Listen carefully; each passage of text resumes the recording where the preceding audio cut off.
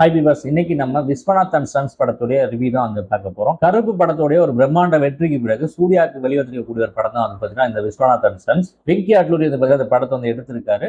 இது வந்து முழுக்க முழுக்க ஃபேமிலி ட்ராமா வந்து பார்த்தீங்கன்னா அவங்களே வந்து சொல்லிட்டாங்க. இது முழுக்க முழுக்க வந்து பார்த்தீங்கன்னா ஒரு ஃபேமிலி ட்ராமா தான், ஒரு காமெடி ட்ராமா, ஒரு ராம்காம் ட்ராமா எப்படின்னா வந்து படத்தை வந்து சொல்லலாம். இந்த படத்துடைய ஒரு ஒன்லைன் ஸ்டோரி வந்து என்னன்னு வந்து பார்த்தோம்னா, சூர்யா வந்து பார்த்தீங்கன்னா ஒரு கோல்டு மெடலிஸ்டா வந்து இருக்காரு. ஒலிம்பிக்ல போயிட்டு பதக்கம்லாம் வந்து வாங்குறாரு. துப்பாக்கி சூட போட்டியில வந்து இருக்காரு. அவருக்கு வந்து பார்த்தீங்கன்னா ஏஜ் கூட வந்து இருக்கு. ஆனா இன்னும் மேரேஜ் பண்ணிக்காம வந்து இருக்காரு. இவர் மேரேஜ் பண்ணிட்டாரா இல்லையா, இதுக்கப்புறம் என்னெல்லாம் நடந்துச்சு, இதான் வந்து பார்த்தீங்கன்னா அந்த படத்தினுடைய ஒரு ஒன்லைன் ஸ்டோரி.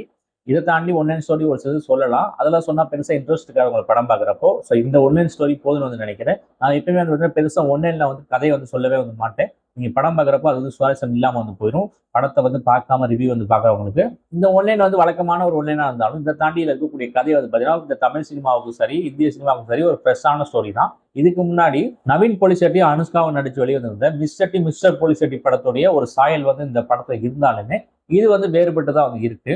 ஸோ நல்ல கதையை வந்து எடுத்துட்டாங்க, நல்லா ஸ்கிரீன் பிளே பண்ணிட்டா இந்த படம் கண்டிப்பா பிளாக் பஸ்டர் தான். அந்த நம்பிக்கையோட தான் இந்த படத்துக்கு வந்து போனேன், உட்காந்து வந்து பார்த்தேன். ஃபர்ஸ்ட் ஹாஃப் வந்து பார்த்தீங்கன்னா எக்ஸலண்டா வந்து பண்ணியிருந்தாங்க, எதிர்பார்க்கவே வந்து இல்லை. ஃபர்ஸ்ட் ஹாஃப்ல வந்து பார்த்தீங்கன்னா ஹியூமர்ஸ் வந்து அவ்வளோ சூப்பரா வந்து ஒர்க்கா இருந்துச்சு. ஃபர்ஸ்ட் ஒரு 15-20 நிமிஷம் வந்து ஒரு மாதிரி தான் வந்து போகுது, ஸ்லோவா தான் வந்து போகுது. அமிதாப் பச்சன் படத்துக்குள்ள வந்ததுக்கு அப்புறம் வந்து பார்த்தீங்கன்னா படம் வந்து சூப்பரா வந்து போகுது, செம்ம எங்கேஜிங்கா வந்து போகுது இன்ட்ரோ வரைக்குமே. ஸோ ஃபர்ஸ்ட் ஹாஃப் வந்து பார்த்தீங்கன்னா எக்ஸலண்டா வந்து இருக்கு. செகண்ட் ஹாஃப் நல்லா இருந்தா செம்ம படமாச்சு அப்படின்னு சொல்லி உட்காந்து பார்த்தா செகண்ட் ஹாஃப் வந்து பார்த்தீங்கன்னா போட்டு சொதப்பு வந்து சொதப்பிட்டாங்க. தேவையில்லாத ஹீரோயிசம் சீன், தேவையில்லாத ஸ்டன் சீக்வன்ஸ்னா அது இதுன்னு போட்டு இழுத்து ரொம்ப லென்த்தியாகவும் படத்தை எடுத்து வச்சிருந்து பார்த்தீங்கன்னா ரொம்ப முக்கியம் வந்து கொண்டு போயிட்டாங்க. செகண்ட் ஹாஃப் டோட்டலா வந்து சொதப்பிட்டாங்க.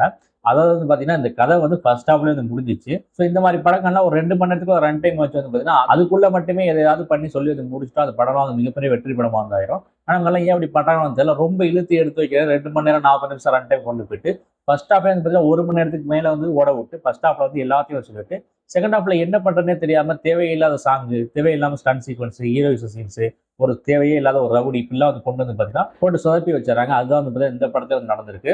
ஸோ ஒரு சூப்பரான ஃபர்ஸ்ட் ஹாஃப், ரொம்ப ரொம்ப ரொம்ப சுமாரான ஒரு செகண்ட் ஹாஃப் தான் வந்து பார்த்தீங்கன்னா இந்த படத்துல வந்து இருக்கு. ஸ்க்ரீன் பிளே ஃபர்ஸ்ட் ஹாஃப்ல எங்கேஜிங்காக வந்துருக்கு, செகண்ட் ஹாஃப்ல செம்ம லேகு, செம்ம ஸ்லோவாக வந்து போகுது.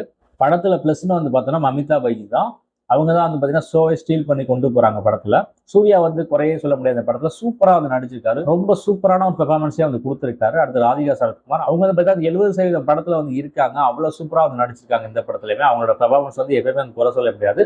இந்த படத்துலயுமே வந்து நல்லா வந்து நடிச்சிருக்காங்க.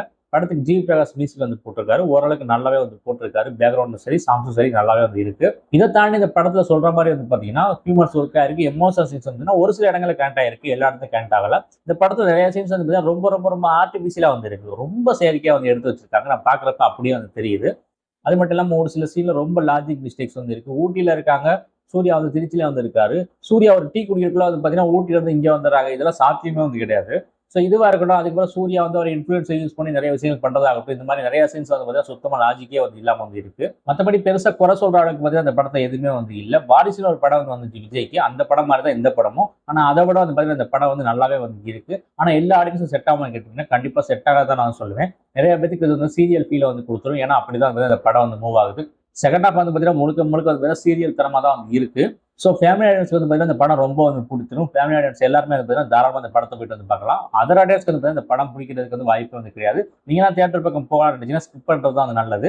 ஆனால் ஃபேமிலி ஆடியன்ஸ் வந்து பார்த்தீங்கன்னா தாராளமாக தியேட்டரில் போயிட்டு வந்து பார்க்கலாம். ஒரு ஃபேமிலி என்டர்டைனர் தான் வந்து பார்த்தீங்கன்னா இந்த படத்தை வந்து ட்ரை பண்ணியிருக்காங்க. ஸோ அதுக்கேற்ற மாதிரி இந்த படத்தை வந்து எடுத்திருக்காங்க.